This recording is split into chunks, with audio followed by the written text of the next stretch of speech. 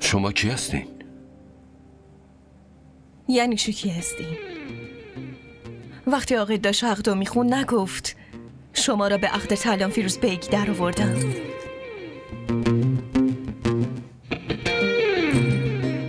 نه، تلان شما.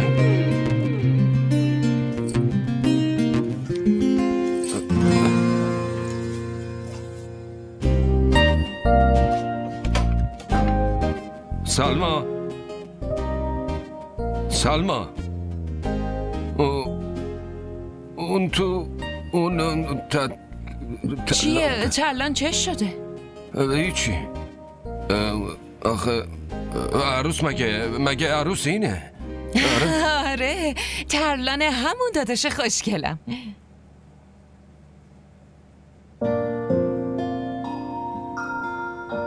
این که خیلی کوچیکه. همین دیگه، ما شیطونی کردیم. چطوره؟ نپسندیدیش مگه؟ آخه درکش نمی کنم. درک کردن دیگه چیه؟ مگه ریاضیه که بخوای درکش کنی پسر خوب؟